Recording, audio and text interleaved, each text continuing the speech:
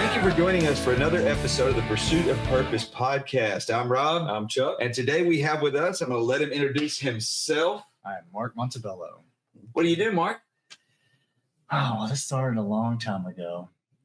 Was in college, and I had some friends, and those friends, they didn't, man, they had accidents all the time. Had accidents all the time. You know, they would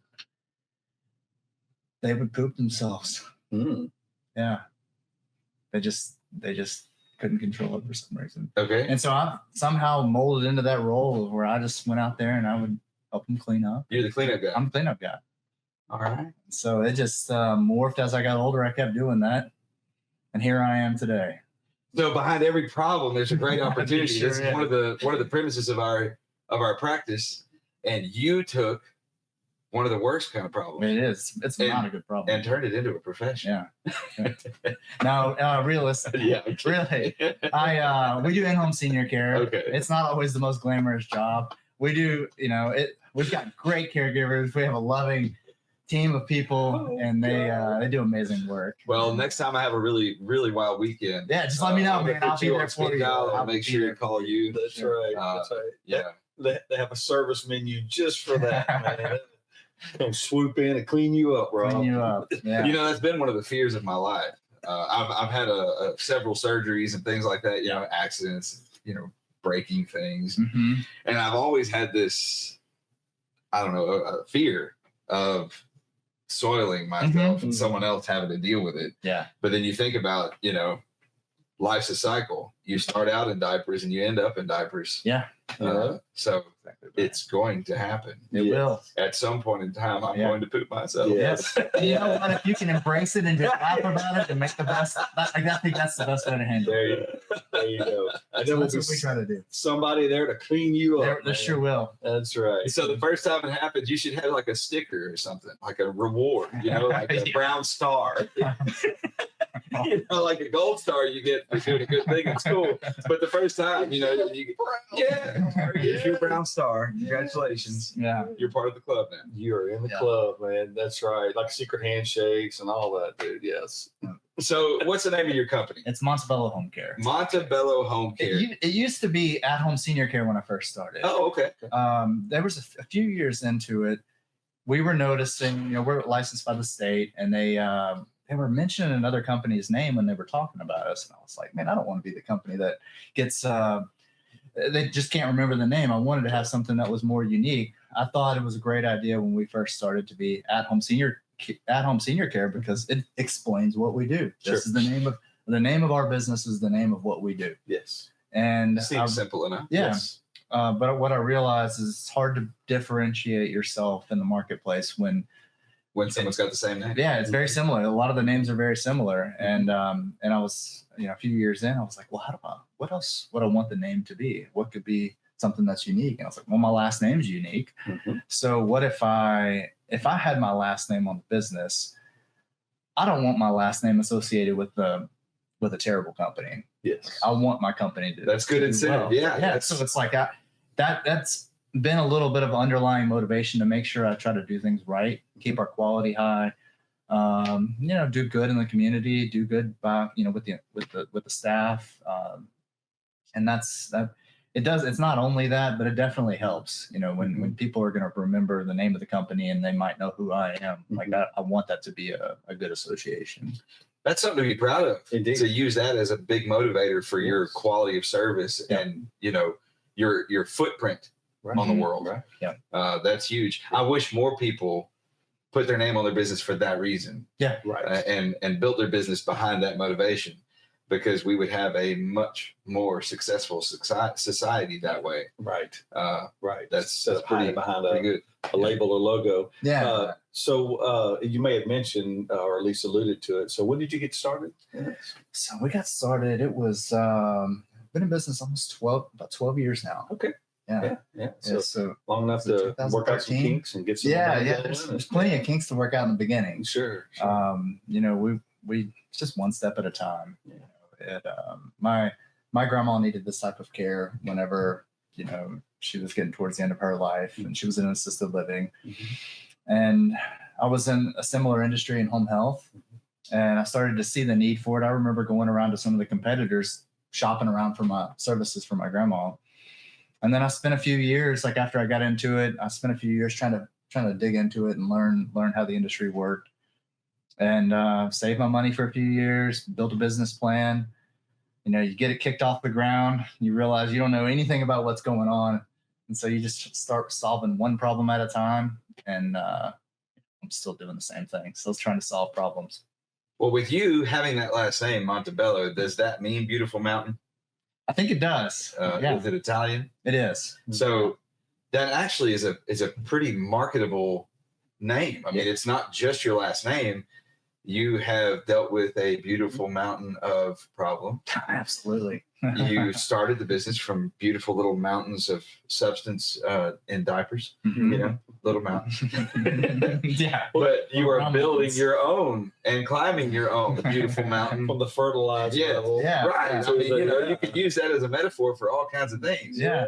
So it's pretty cool. You actually inadvertently built a brand that is marketable. You know what? I need to change the logo. Yeah. Put a mountain. Maybe a little brown mountain next to the logo. That'd be perfect. What? The little emoji with the. There you go, baby. New logo right there. Get it going right now. Oh man, we are changing the course of branding as we speak. Yes. Friends, right Yes. here. Yes. So yes, get yourself a brown mountain. Yeah. Bud. So where were you born, Mark? I was born right here in Beaumont, Texas. Really? I sure So was. born and raised right here, grew up here. I spent a few years in California when I was younger. Don't really remember it. Good for Long time you. ago. I'm glad, we're glad that you got here, stayed right, Yeah, all that kind of stuff. Got back out I mean right. that in every way possible. But Right. so how many kids do you have? I have one daughter. She's 8 years old. Nice. One daughter, 8 years old. So how many kids were in your family growing up? How many siblings do you have? I have a brother in California. Had a stepbrother years ago, and been raised like an only child. Okay. Yeah, so it's mostly been me in the house. Mom, stepdad raised me. Well- My dad lived in California, and he was, him and my stepmom are in California. So I got to see them once or twice a year usually. What was discipline like in your childhood home? I was telling somebody this the other day, maybe my mom. It's like, I don't ever remember getting a spanking when I was younger. Either you didn't get them or they were so good that they knocked the memory right out. But Mission accomplished. I remember. I know they probably happened at some point. I just don't remember them. Okay. And I feel like I had a great childhood. Good. My parents did a good job raising me with a growth mindset. I don't know that they knew the term growth mindset. I feel like that's more of a trendy word that's used in the self-development community. Yeah. I love the idea of it. I love the word. I love the term. But I feel like they did it. All of them did a great job of bringing me up, thinking that there's no limits. Like whatever you put your mind to, you can accomplish. That's actually one of the things that I try to raise my daughter with. It's one of the biggest concepts. I always tell her, I say, I'll say, the harder you work, and I'll let her finish the sentence. She said, the better you get. That's great. And I did all I the love time. it. I just always try to roll that out there with whatever, soccer or spelling or whatever it is. Just, keep working at it. You're just going to have to put in effort. It's going to be hard. And when it is, just keep doing it, keep plugging away at it. And eventually you're going to get the outcome that you want. That's a great legacy. That is.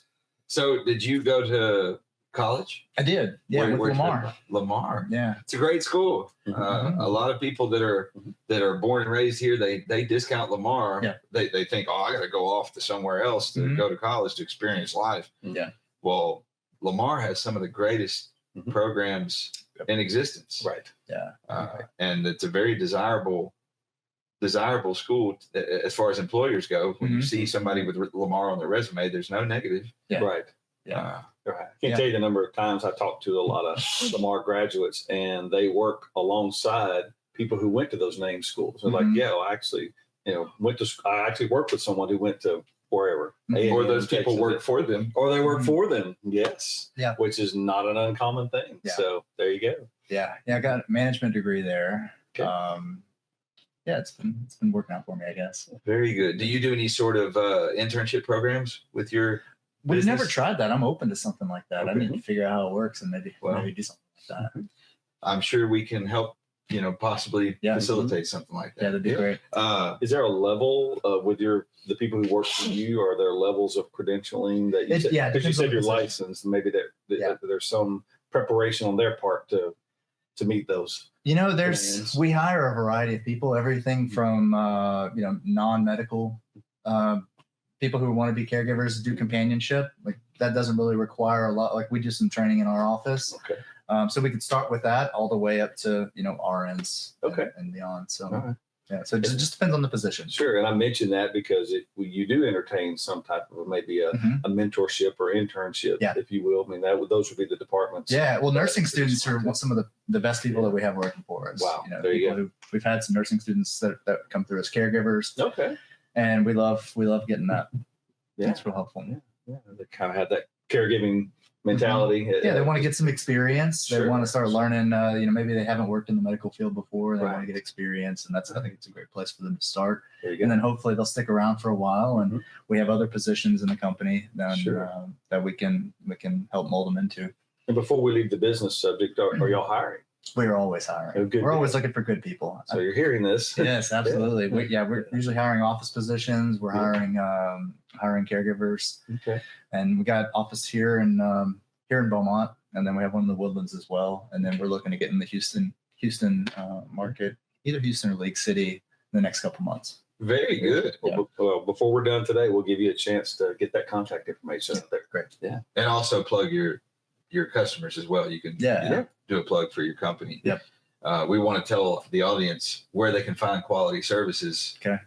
For all our guests, we Yes. give them that opportunity. Yep. Good. So your daughter's 8 years old. She is.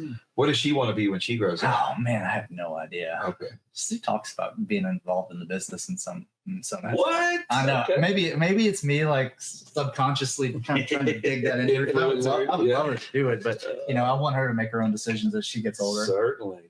Well, I love that legacy of growth, mental thinking. Yeah. Have you ever discussed that with your mom? How she imparted that to you, and how Maybe you're so. imparting it to her? Maybe so. She's my office manager over there. She's an RN. Really? So she's Did been we with me. meet her? When you Yeah, were- probably. Okay. Yeah, she's so right. Well, right you at kept the that a front. secret. You sure did. Now it's revealed. Yeah. We're gonna have to, Yep, she's in there. For those of you in the audience listening or watching this, it just so happens that his office is right down the hall. Mhm.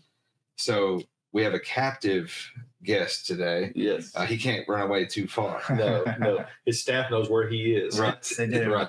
Yeah. But anyway, so what's that like having your mom work with you and for you in the It's business? great. I remember she got me my first job at the endocrine clinic. She was a nurse there. And I was in college and I started working there with her. And I realized that I could work well with her. I think she's a great worker. She's one of those people that she just gets along well with everybody. She puts her heads down, gets the work done.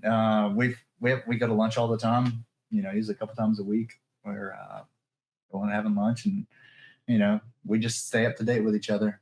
Well, I'm super curious because I have a mom Okay. and Chuck has a mom. He's gonna understand this question. Does mom ever correct you at work?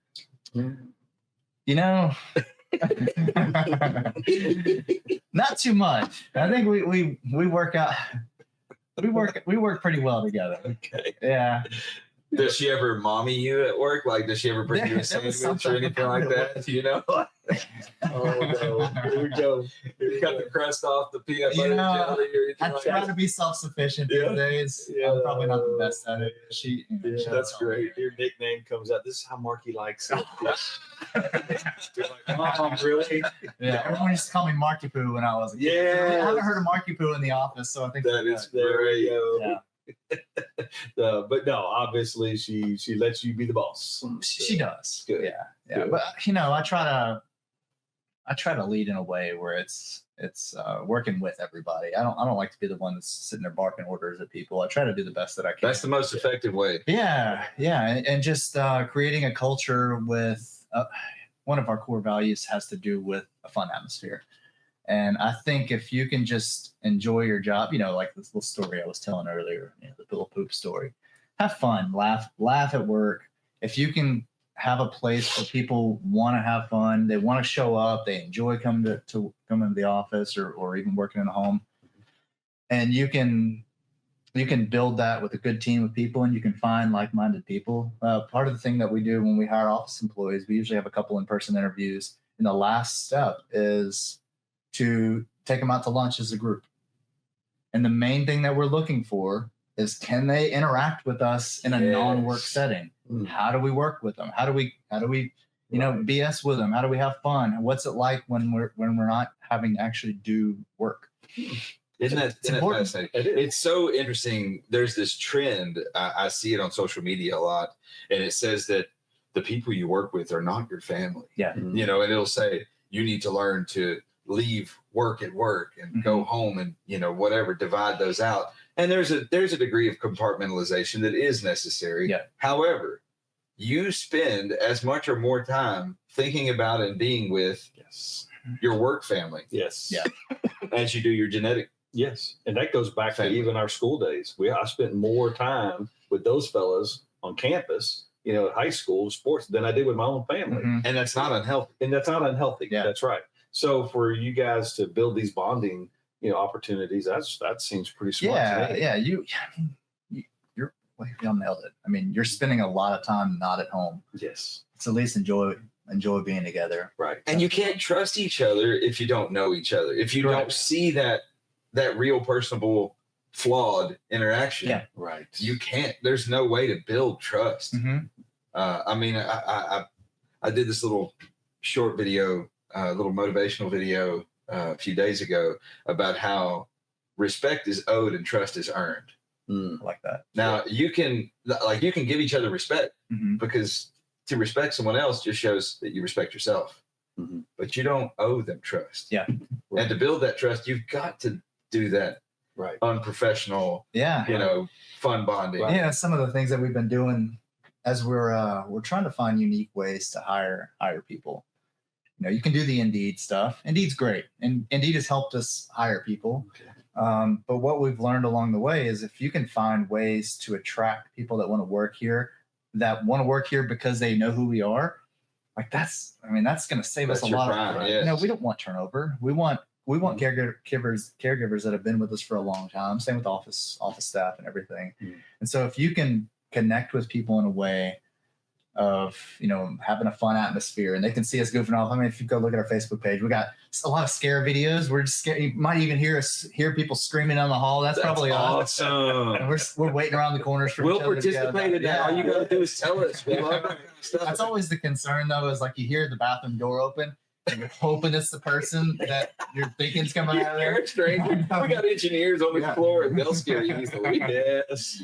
Yeah. So that's if we can do that, and people can see that. And those IRS agents, they're afraid of their own shadow. They get on the elevator with us, and I'm like, "Do you work for the IRS? Why?" Well, that's what they say. Why are you asking? Yeah. Because I'm just curious.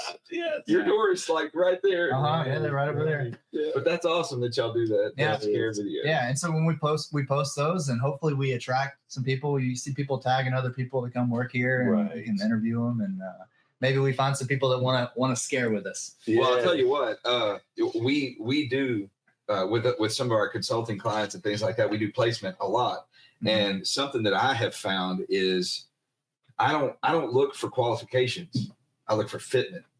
Okay. Yeah. And qualifications just is the history of the things you've done. Yeah. Yeah. It doesn't show if you're going to fit. Correct. It doesn't show if you're going to continue on that path you've already been on. Yeah. History is not necessarily the predictor of the future. Yeah. Yeah.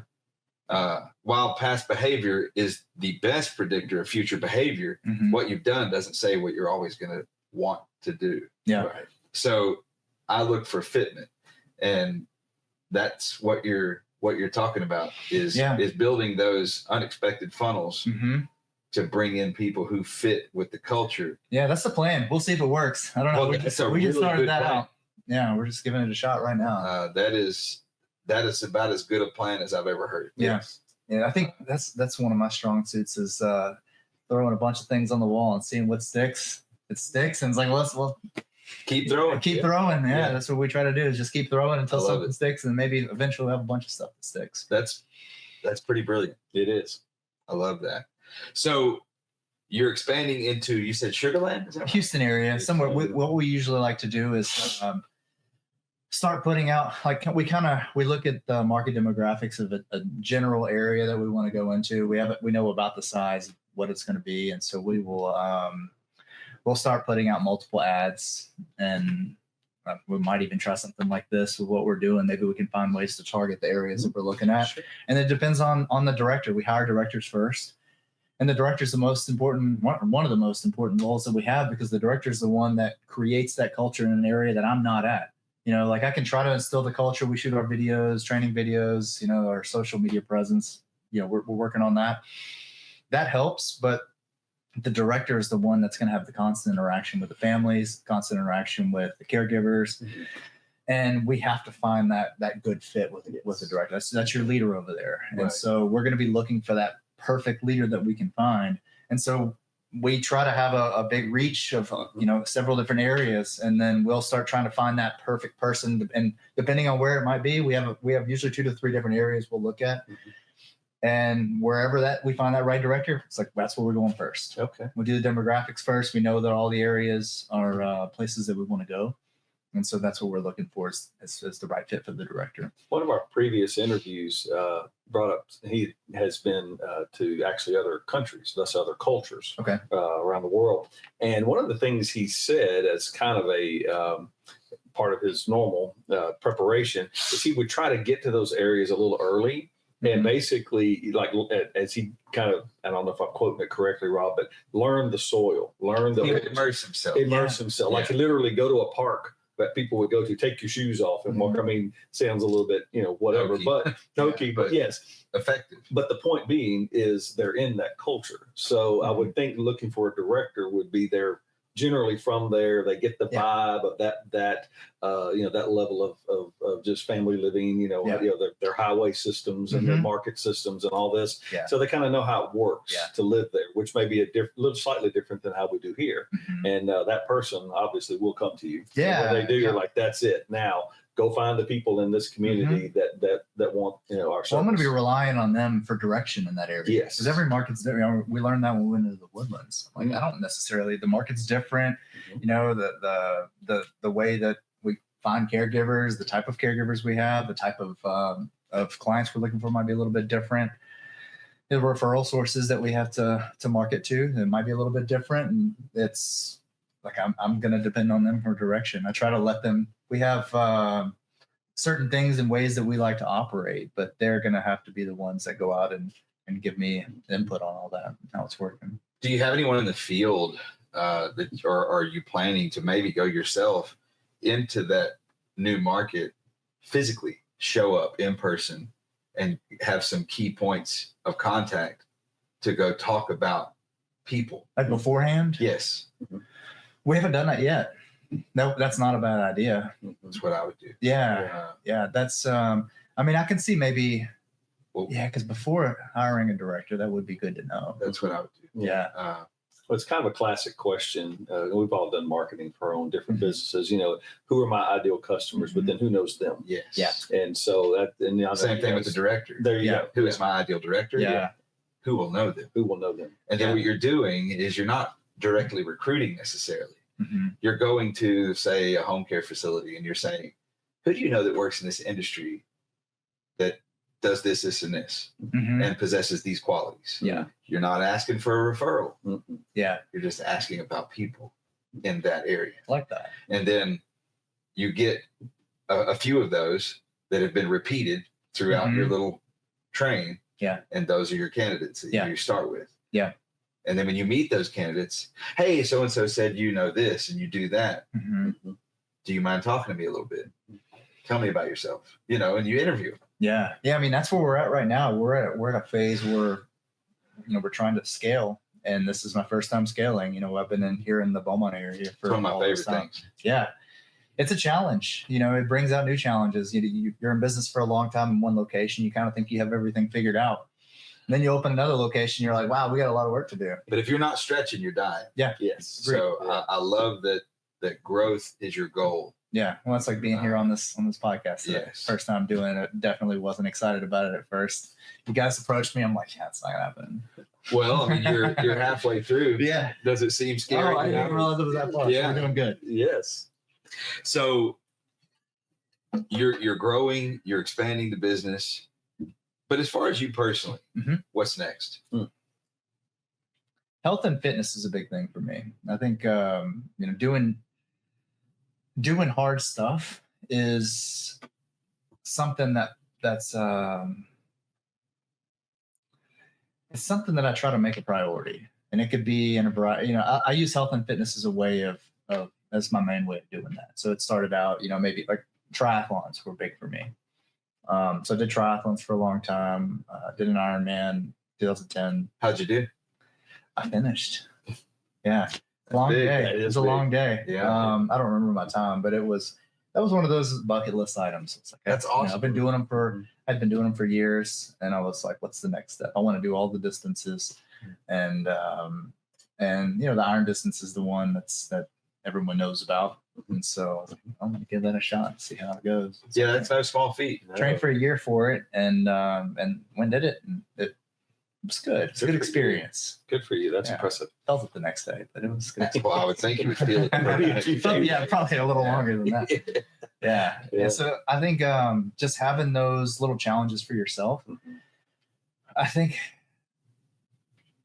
doing hard stuff, it helps with your self-perception. Like I want to perceive myself as someone who can do challenging things. And I think that ties into the growth mindset. It's like, I want to learn and grow. And when I know that I'm accomplishing difficult things, it helps me further. It helps me have more confidence with other things that I want to do in the future. The mini phrase that I heard in that real quick is I can do. I like that. Yeah. That just flowed right out of you. Not just that, but I will do. And I will do. Yeah. Yeah. And that's impressive. And there's no doubt that that's being reflected in your leadership, parenting, all the other places. Yeah. Good for you. Yeah. Well, and there's so much that you see that tie together. Jiu-jitsu is another big thing. I've been doing that for about as long as I've been in business. And the same concepts apply in jiu-jitsu as they do in business. And I think probably in most areas of life. You start out and you don't know what you're doing. You're a white belt. You're brand new. You're getting the crap beat out of you all the time. You're trying to figure it out. How do I do this? How do I do that? It's humbling. And then, pain is your teacher. Yeah. Just like everything else. Yeah. But you realize you can just keep showing up, even though you have bad days. There's days you don't want to go in there. You don't want to do it. There's days you might not want to go to the office. Things are overwhelming. You're worried about 10 different things in one day. And then the next day gets a little bit better. And then you see the light at the end of the tunnel and you keep working towards it. And then, jiu-jitsu is a lot like that.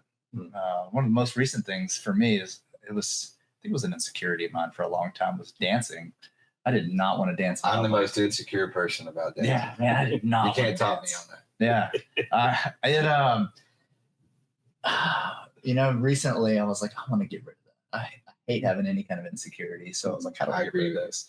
So I started, I had a friend introduce me into salsa dancing. What? I know. That's one of the hard ones too. Yeah. I'll tell you, I'm not doing great at it, but it's one of those things. I'm considering myself like a white belt in jiu-jitsu. I got to start somewhere. Yes. And there's a group here, by Lamos Beaumont, here in Beaumont. And I've been going out and trying to learn a little bit. That's awesome. That is. Get over that, because it's uncomfortable for me, but I know maybe in the long run I'll appreciate it. I love that you do that. Yeah, like you pick out things that you fear or are uncomfortable with the most, and you say, that is my Brown Mountain. I will accomplish that. Get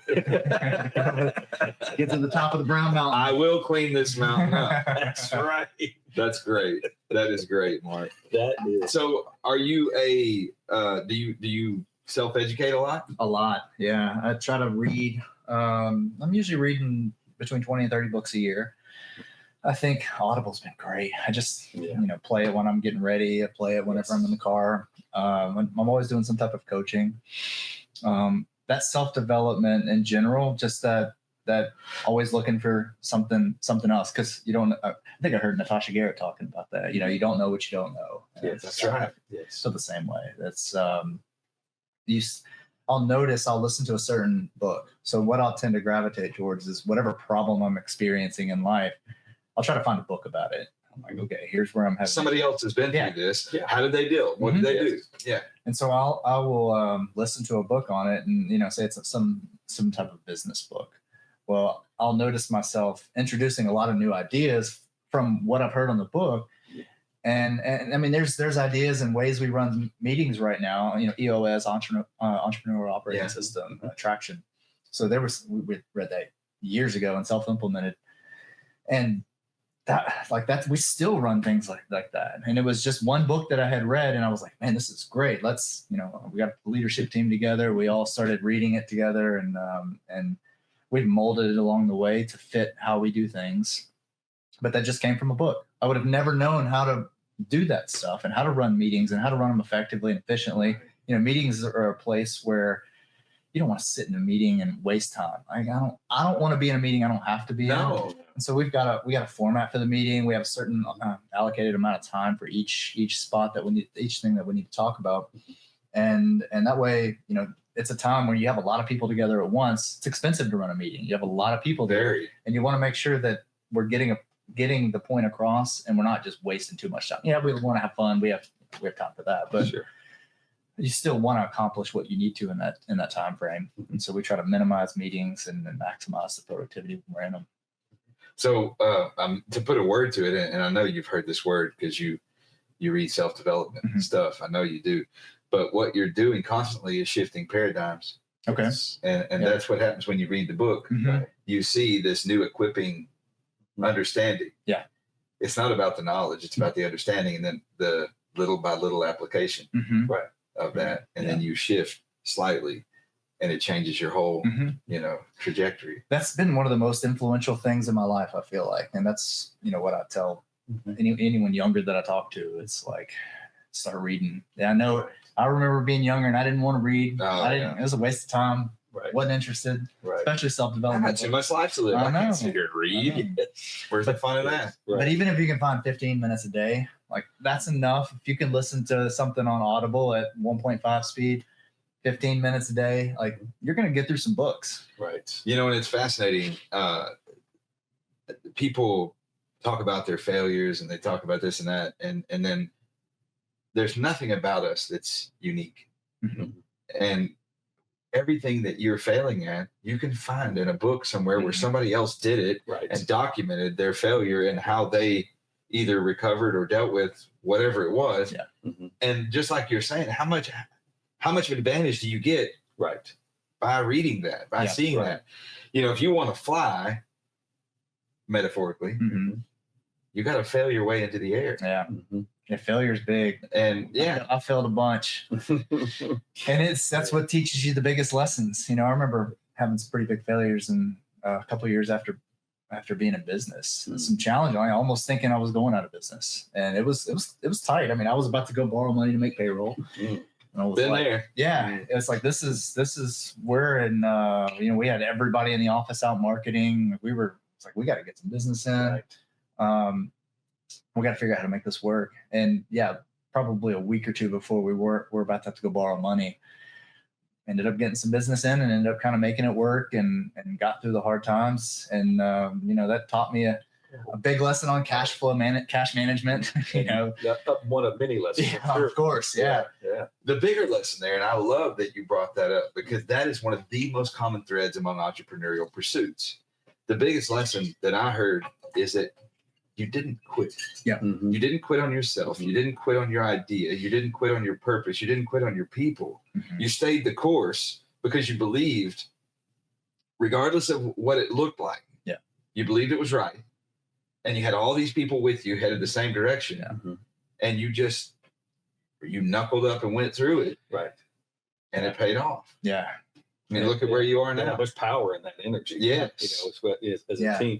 A lot of times folks come in for counseling and coaching and to kind of go back just a half a step and things like that will happen. And I said, this is not your first experience, maybe with these unique components, but it's not your first. And then I'll say, and neither are you. Mm-hmm. And so y'all were able to tap into probably some of those earlier readings, and not just you, but even your team. Mm-hmm. We're coming up with ideas. Well, those ideas they're not organic. I mean, they came from influence. Yeah. It came from somewhere. Now they can specifically apply it to what's going on here, but they've been through other trainings. Maybe they were an athlete as a kid. Maybe they were in the band. Maybe they were something. But all that had its influence, like your sports training and stuff. And no, there's a way through this. There's a way past, through this wall, like your Ironman training. I got to get through that wall because I don't want to get up today and put on the tennis shoes and do this. But we did. And then look at y'all, and now y'all are thriving.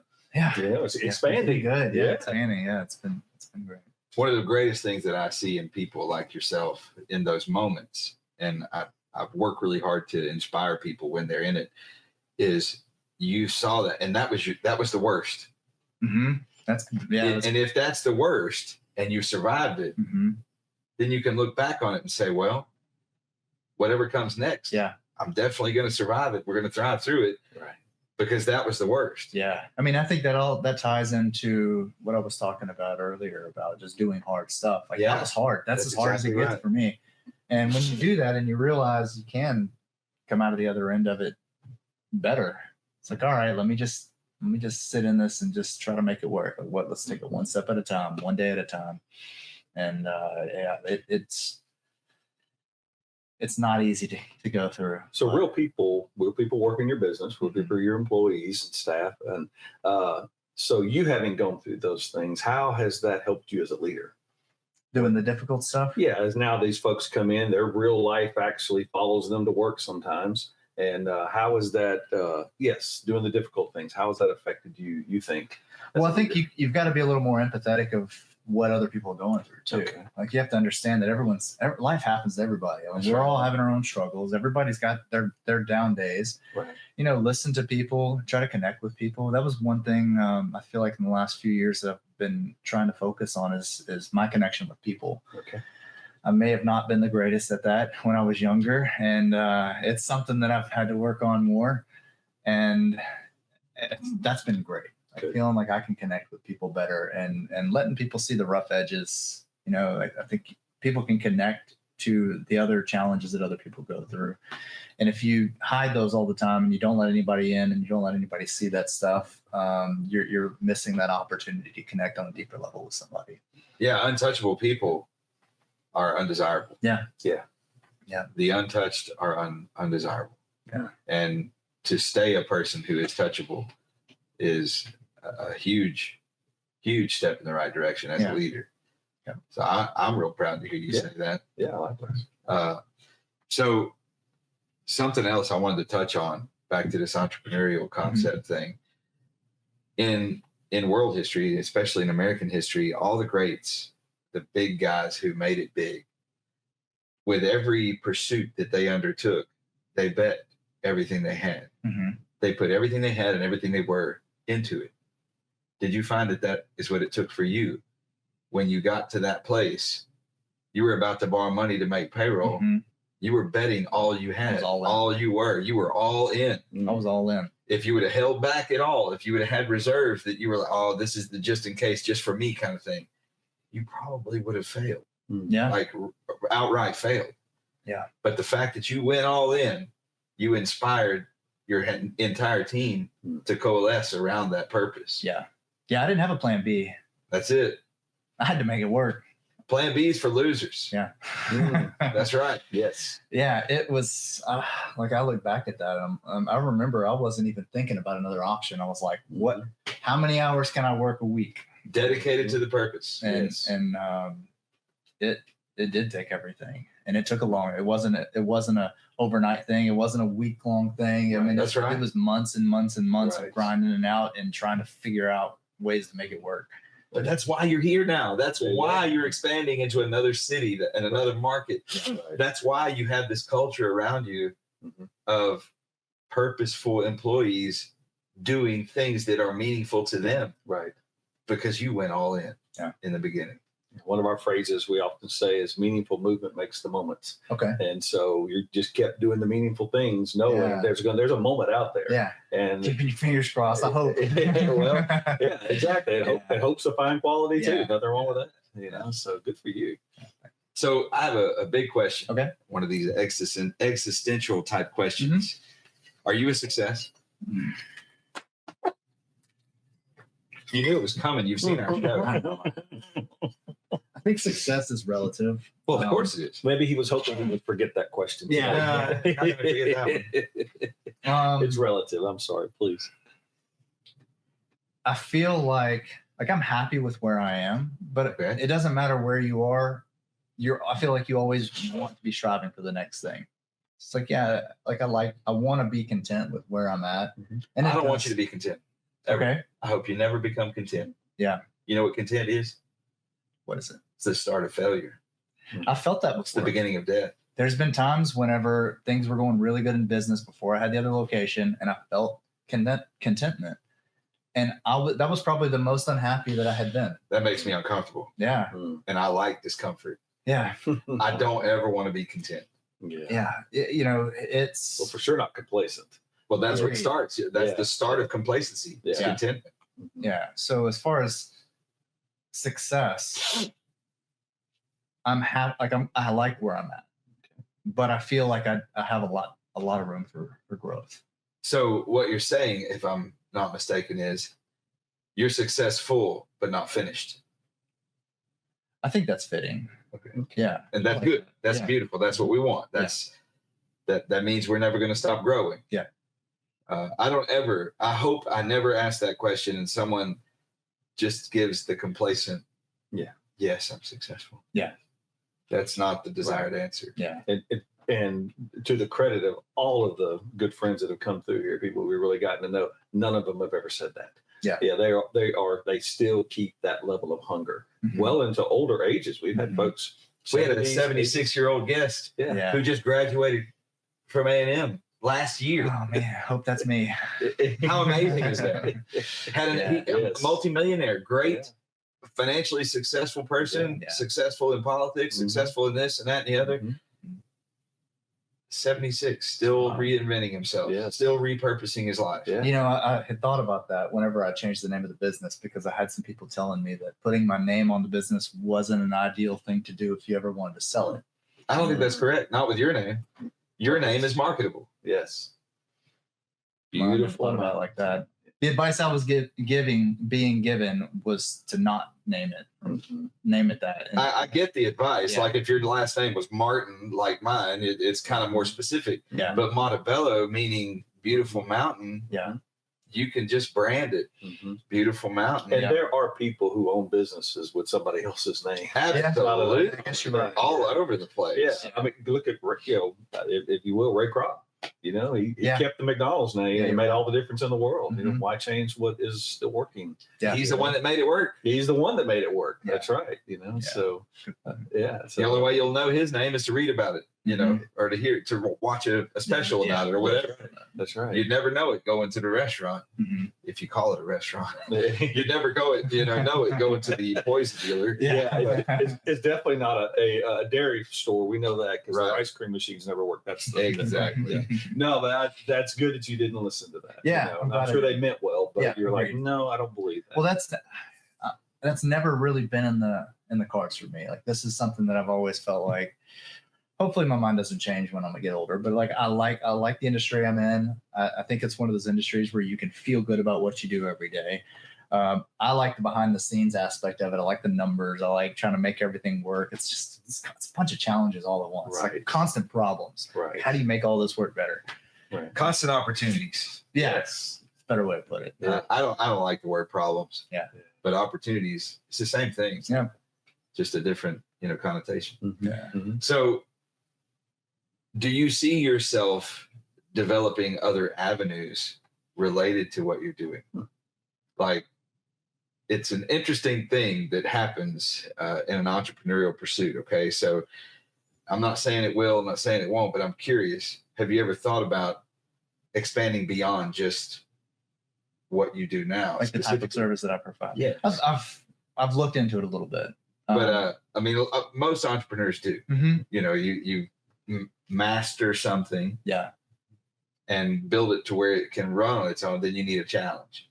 So you'll either grow that bigger and bigger, or you'll, divert a little bit of attention and build something else. Yeah. Well, I think there's that other way of thinking about, just really find what you're good at and do it really well. Put all your eggs in one basket and watch the basket.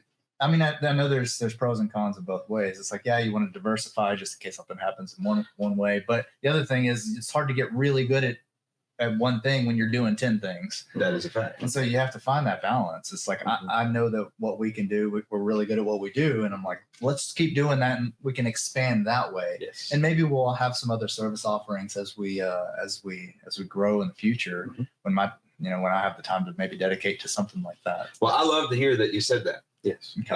I actually believe that you're better if you're focused. Yeah. That's just my personal opinion.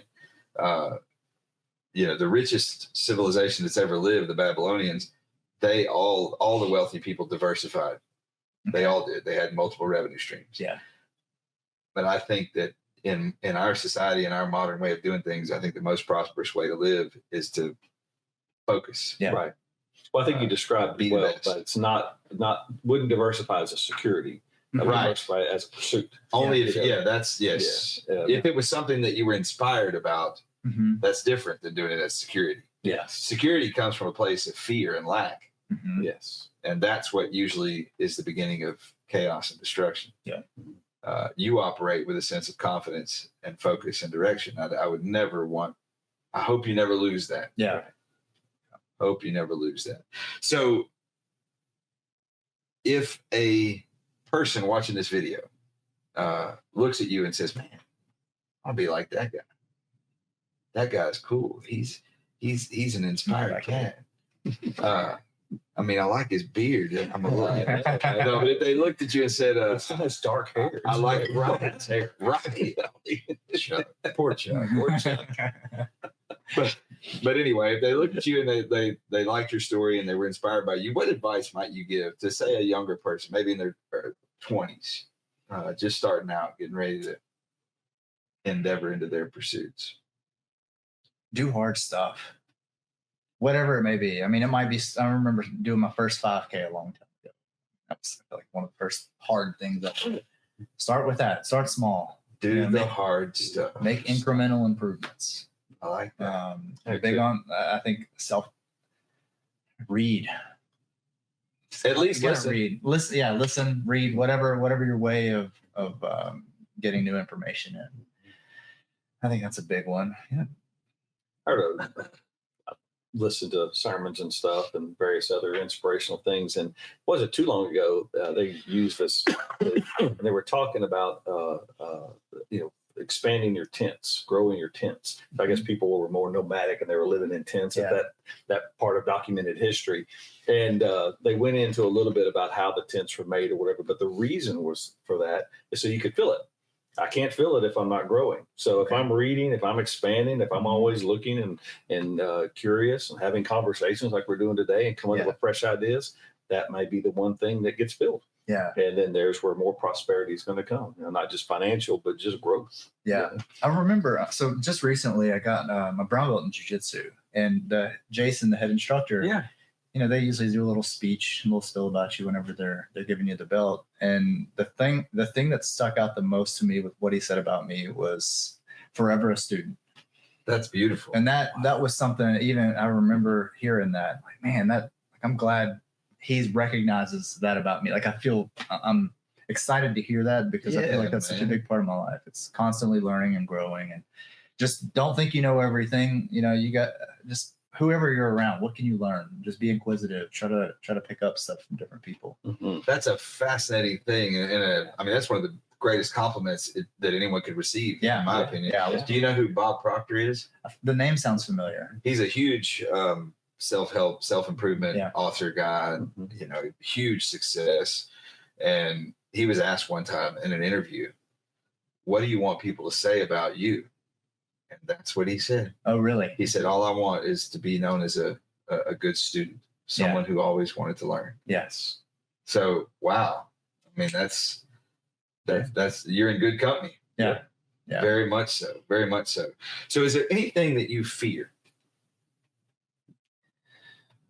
Probably a lot that I fear. I think fear. I'm very fear motivated. I use fear as a way to get stuff done. I don't like fear. I didn't want to be here. It was motivation for me to want to get in here and be like, you know what? I think I remember even telling the girls now, I was like, I'm not doing that. But look at him now. Yeah, here I am.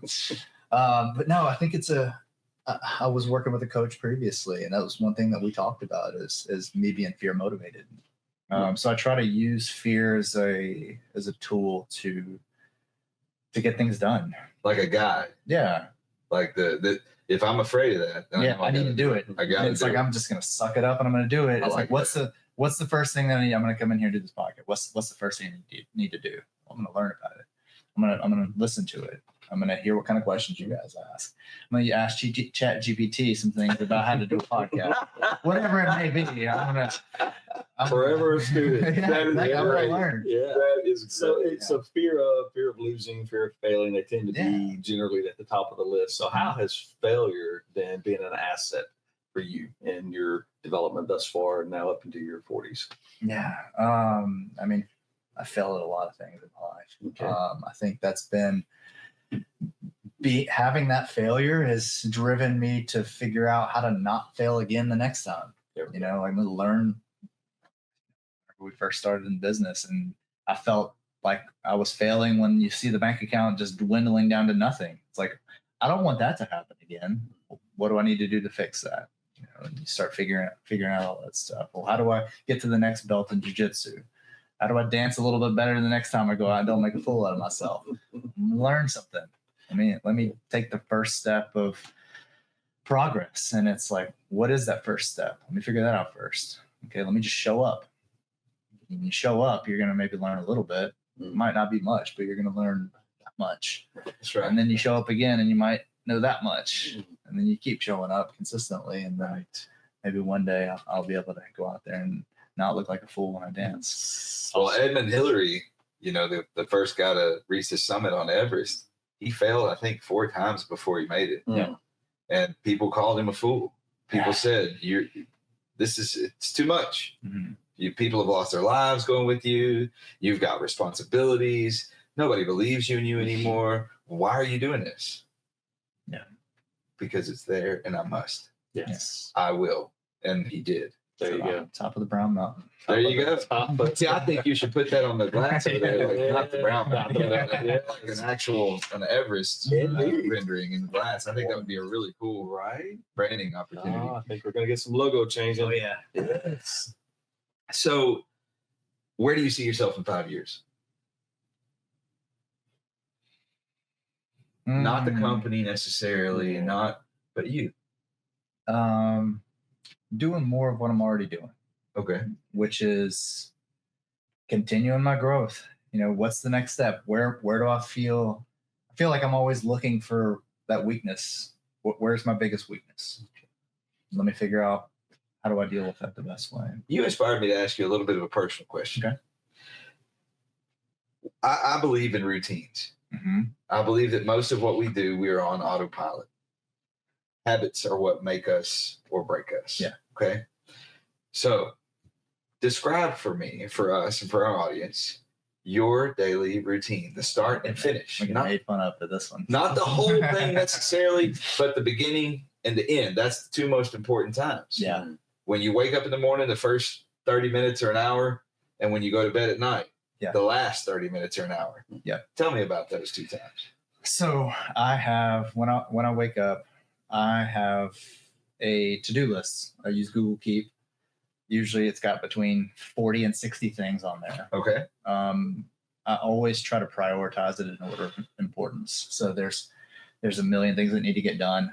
I can't get everything done every day. So I know about how many things a day I can do. Mm-hmm. I pull out my journal and I go through the list. I look at what needs to happen. I look at my calendar and I write. Usually it's between 10 and 15 things a day that I'm going to try to get done. It gives me enough time to not overwhelm myself, but also, deal with problems as they come along. And so I make sure to lay that out. Then I make my bed. I hate making my bed, but I know that's why you do it. You read books about it and they say, "Oh, you need to start by making your bed." Yeah. Like, does it start every day with a task complete? Yeah. And so I try to listen to all that good stuff. Yes. So I do that. I do take a cold shower in the morning after my warm shower. I hear that's really good for the endocrine systems. I guess it's supposed to be. I don't like it, so it's another one of those things that I do. Gotta do it I anyway. don't like it. Yeah. Yeah. I always try to work out. I try to work out every day. Usually have one day off a week from working out.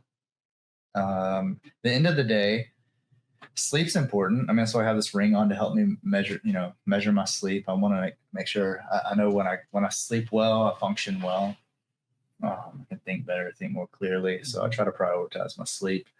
And I started a new routine lately, which is drinking some hot tea before bed. Really? And so I'll try to read a book. I'll pick up a physical book and I'll sit down and I'll drink some tea. You know, my daughter's now, kids like that routine. So if you do something one time every night, you're gonna make tea, Daddy. And I'm like, all right. Yeah, so now we're set. So we each get our little hot tea and we do our bedtime routine. That's cool. That is cool. And then and so I try to be off of screens the best I can. I'm not perfect at that. That's a tough one. It is. Yeah. We kind of become addicted to our devices. Agreed. Yeah. Even the useful parts of them we can probably put away sometimes. Like the reading and listening. That's where I listen. And my attachment. Yeah. Well, something with social media and screen time that I started doing recently is I'm getting older. These old hips need some stretching. A lot of parts of me need some stretching. Jiu-jitsu is not always the easiest on the body. No. And so what I've tried to start doing is if I'm on screen time or social media, I need to be in some type of stretch. So it forces me to stretch because I'm like, first of all, it cuts down my screen time because I don't want to stretch that much. And the other thing is if I am on it, I feel like I'm being productive. And then the time passes quicker because I'm like, I'll sit in a stretch for, you can sit in a stretch for 10 minutes. If it was just me sitting in a stretch, I'm not going to sit there 10 minutes. But if I'm like scrolling on my phone, I'm like, oh man, I've been here 10 minutes. You benefit from it. Yeah. And so I've noticed that my hips have been feeling better. Hips are my issue with all the jiu-jitsu. And so I've noticed my hips have been feeling a lot better and getting a little bit more flexible. Good for you. I'm trying to find a way of balancing that stuff that I probably shouldn't do with the things that I need to do. Yeah. If you can find ways to. Atomic Habits. I love that's that. good stuff, Yeah, it's man. great. Yes. The compound effect. That's another one. Yeah. Yep. Wow. That's great stuff. I'm glad I pinned you down. Yeah. And ladies and gentlemen out there in the audience, I'm going to tell you this from personal experience. I got to meet with him one time in the lobby of our building, and he pulled out his. Was that your journal? That was my journal. Yeah. And I got to see it, and he is not kidding. Right. He has a perfect list with check marks and everything, and it's very meticulous. Yeah, I've got probably 15 of those books at the top of my bookshelf from doing that all these years. That is amazing. That is amazing. So, what is your legacy? You ever thought about that? No, I haven't put much effort in. Well, I know one word that I'm going to give you. It's growth. I like that. You're leaving behind a legacy of growth, and everyone that you meet, everyone that you touch, your daughter, everything that you do, you are planting seeds of growth everywhere you go. That's it. So that's a huge part of your legacy. Yeah, that's y'all were supposed to tell me this. This is good. I'm glad y'all just gave me some advice. We're your hype man today. Yeah. Go Mark. Marky Mark. Marky Poo. Marky Poo. Yeah. But anyway, so what I encourage people to do and challenge them to do is constantly in everything you do, everyone you meet, every pursuit that you undertake is constantly be focusing on legacy. Okay. Because that's it. Yeah. That's it. This life's not about money. Yeah. It's not about things. It's about what we do that improves the world we leave behind. Yeah. I like that. That's it. Yep. So if you can put legacy at the forefront of your thoughts, you won't go wrong. Yeah.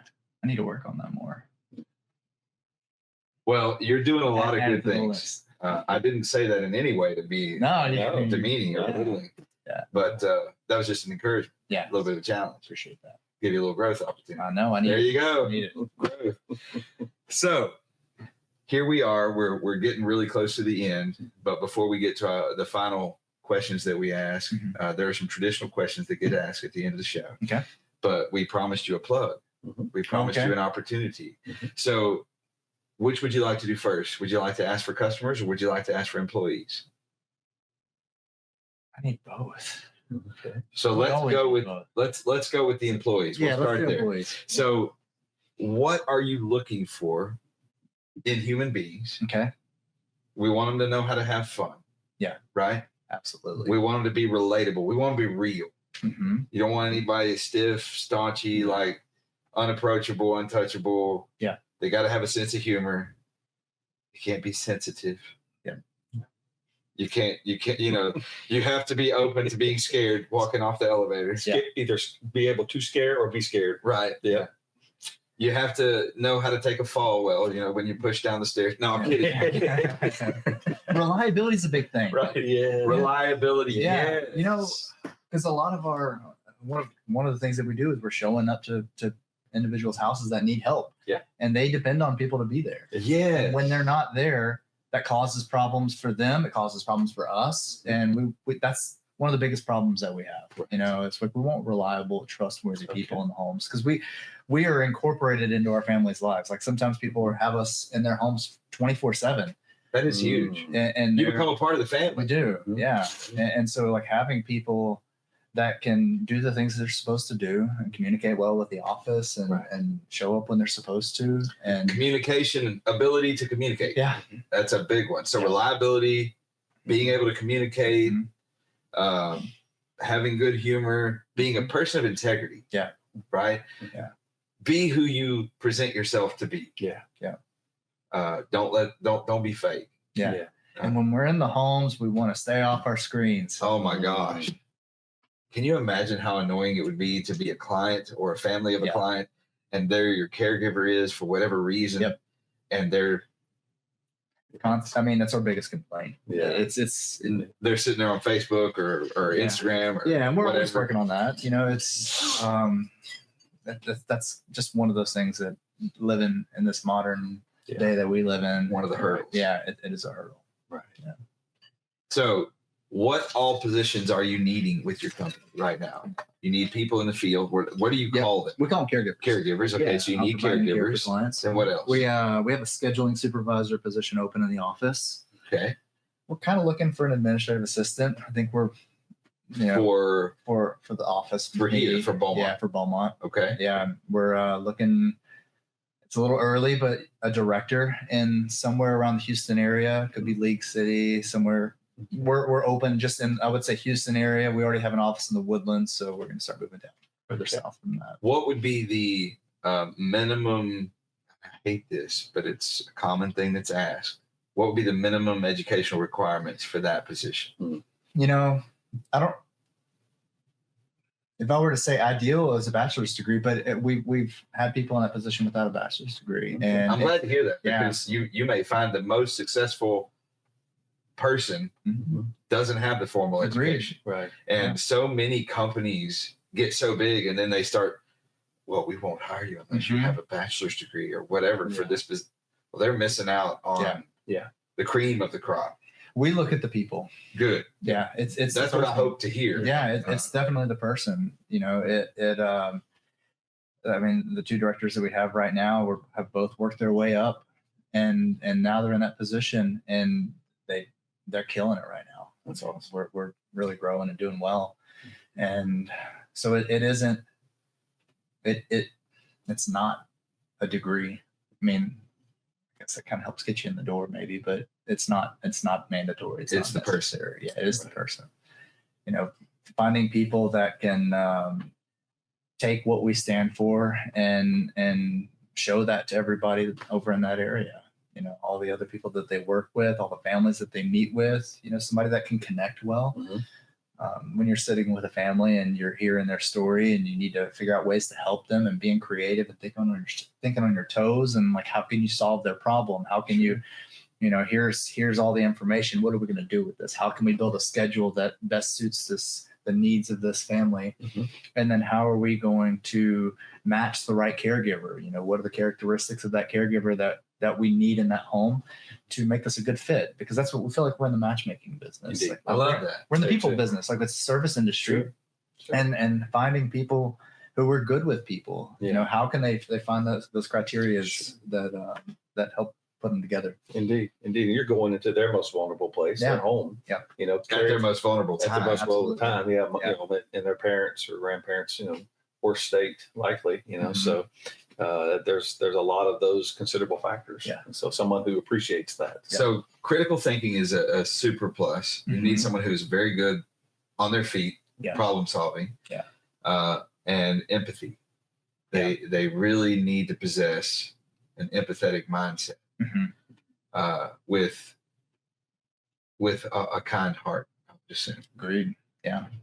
So if you're out there in the audience and you find yourself attracted to this type of a position, where would they reach out? Where should they call? Yeah, our website, montebellocares.com. Montebello Cares. Make sure you put the S on the end of it. Yeah. Montebello Cares. Yep. Facebook pages. Okay. Is there a office phone number, or just go to the website? Yeah, the website would be fine. Okay. Yeah. We do have an office phone number. Yeah. All right. All that's there. All that's there. And the positions that are available, are they also there? They should be on there. They should be on the website. Okay. Yeah. Should be okay. Good. So if a person has someone in their life in need of care, potentially your client, a customer, what is it that you provide for them exactly? What is it that you do, and where do you find your customers, and how would they find you? Yeah, so I think it varies depending on the person. So we are licensed as a personal assistant service. Okay. So it could be anything from just companionship. So sometimes people they get lonely. You know, as people get older, maybe the social circle gets smaller, and sometimes people need that companionship at home. Need someone to take them to the grocery store. That's brilliant. Cooking for them. Help. Some things get done around the house. Yeah, listening. Yeah, and then anyone all the way out to someone who has been downed and needs to be turned, and all clean and all that. Yeah. What a service it is. That's a whole lot more than just like giving somebody their pills and going on. I mean, sure, that's probably a part of it, but that's pretty big. Sure. Yeah. I mean, there's you basically have parlayed, just this whole bonding, caring need, via a business, so folks don't have to just kind of rely on the community they have. They can actually reach out, and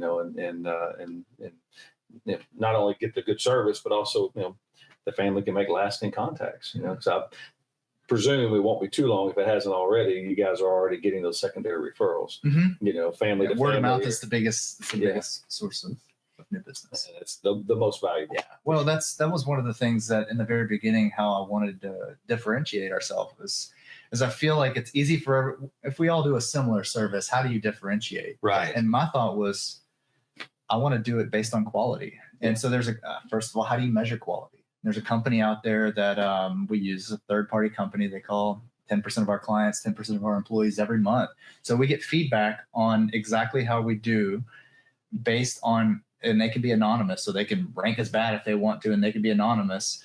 But then they take that information and compare it across the nation. And we get all the awards that they offer based on the level of quality that we provide. Yeah. So we use that as a tool for marketing, because I'm like, we don't need to say that we're the best if we can just show you that we are the best. Yes. And I think that's the best way for us to promote ourselves is standing on the quality that we provide. I believe I've even seen that in some of y'all's posting ads here in the building. Yeah. And the posters, and I think you're on a couple of the digital boards. Yeah. And there's I've seen that. Okay. Yeah. Now I know what that is. That's what it is. Yeah. Okay. And nothing matters more than a customer referral. Yeah. Because what that means is that you were the best to them. Yeah. Yes. Regardless of how you compared to all this, all these awards, that's the real award right there. Right. When somebody says, I'm going to give you another customer absolutely based on the way you treated me. Yeah. Yes. That's awesome. Yeah. So, and that's the way you get a lot of your clients. Yeah. It's probably the number one way. That's amazing. Yeah. That's a huge testimony. Right. Well, Chuck, before we go into our final bit here, do they find the customers find you the same way? MontebelloCares.com? Okay. Is there anything you'd like to ask? Or say? More of a statement. Thank you for facing your fears and coming in the gauntlet here. Yeah. You've been easy on me. So good. No, I appreciate so much of what you had to offer, especially your own personal discoveries of how you knew you were going to grow. I'm going to grow best if I start putting these things in place, and just do the hard things, take on the big challenges, and that seems to have been just a linchpin of your success. And so I think that's been an excellent message to share with folks today. So thank you. Appreciate you being here. Absolutely. Yeah, you've got a great story. Mm-hmm. Very inspiring, very unique. Your business model is unique. The field that you're in is, I mean, it's becoming more common, but it's unique. Right. And I love it. And you're a success story. I love that. So you are a success.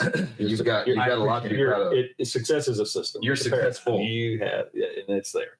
It's there. Yeah. And then let's just keep feeding that system, because that's how we make it happen. Yeah. So I hope one day that we get to meet your daughter. Yeah, that'd be great. Yeah. And we get to hear her tell us about your legacy, because I guarantee you she'll tell us. Yes. Oh, she's got all kinds of stuff. And maybe even your mom, now that we know, we may have to go and really get the scoop on you. Right. You know what my daughter's favorite topics of conversation are? What? Farts and armpit hair. Nice. That's what we talk about the most. Well, my 7-year-old, I got a 7-year-old little boy. They're close to me. Yeah. And he's all about the farts. He's all into that. Very intellectual stuff. Oh yeah, absolutely. He's got a learning disability. Yeah. And they tested his IQ, and even with the learning disability, he has dyslexia and ADHD. So they said it's a minimum of 121 IQ. Wow. So there he is, super smart, picking his boogers, eating his boogers, and talking about farts. Like that's our genius. Our genius. Yeah. Yeah, I want to say she's the one that's brought my maturity level from here down to here. Absolutely. Maybe it wasn't always just down here. It used to be here. Well, thank her for we appreciate that. Keeping you in balance. Yes. Well, Mark, is there any sage advice or any stories or anything you'd like to give to the audience before we close?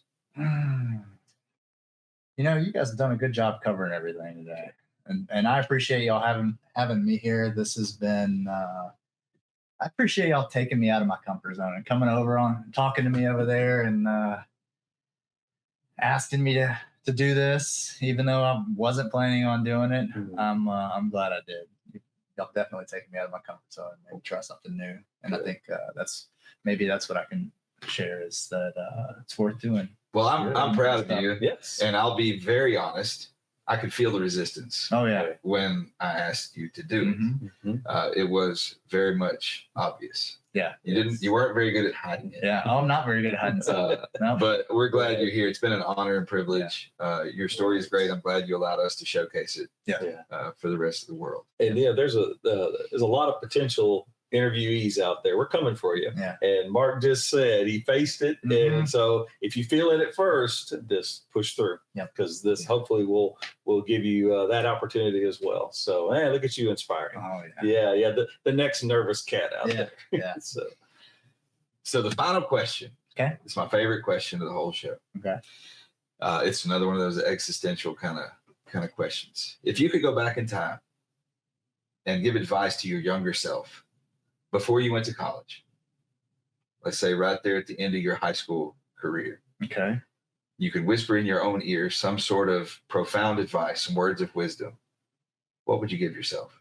What would you say?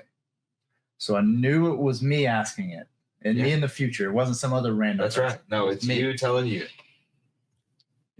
I wish, if I look back, I'm pretty big on not having regrets. I think you learn from a lot, even good and bad things that happen in your life. But if I were to want to do something more sooner, it would have to be taking up reading at an earlier, like listen to some books now. But if anybody else would have told me that, I would have been like, whatever. Yeah. But if it was me in the future and I came back and told myself that, and I knew it was me, and I was like, all right, there's a reason for this happening, it would have to be to start listening to books at an earlier age, so I can learn. That's been probably the most influential part of my life. Okay. So take up the habit of learning sooner. Yes. That's good advice. Invest in yourself. One of the things that I have is I track my spending on how much I spend on self-development every year. and like I have a goal, like I have a minimum, like I have to spend at least, I like to do it based on a percentage of income. And it's like, okay, I need to spend this much. And it forces you to say, I'm going to spend that money. Like, I don't want, like, sometimes it's like, I don't want to spend the money on it. Start, whatever the number is, start low and then just work your way up. And so then I'm actively seeking reasons and ways to learn and grow in different avenues. That is an atomic habit, my friend. It is. That very thing that you just said, that pattern of behavior, that percentage of income. Yeah. If you don't mind, what's the percentage? I'm not asking the amount. Yeah. I actually had read this in a book, and I want to say it started in the 5 to 7%. And then this guy was talking about, as his income went up, he ended up bringing the percentage up because he saw what it was doing, that there was a correlation between that percentage and his income. And like, I think, he worked his way up to 10% or something like that. Wow. So I would say in the 5 to 10% range. I think he went beyond that. It may be so. You probably know what I'm talking. I don't even remember where I got it from, but that's ingrained in my brain. I like that. So that's amazing. Mm-hmm. That's good stuff. So thank you for everything you've brought with you today, for all the life experiences. Thank you for being dedicated to your purpose and pursuing it with passion. Thank you for not giving up. Yeah. And thank you for facing your fears with us today and being our guest. Yeah. We appreciate it. Yep. Is there anything else you'd like to say or ask? Anything? No, I think I'm good. That's it. That's it. Well, thank you guys out there for joining us again for another episode of the Pursuit of Purpose podcast. I'm Rob. I'm Chuck. And today we've had with us Mark Montebello. Thank you for allowing us to become a part of the pursuit of your purpose. We'll see you soon.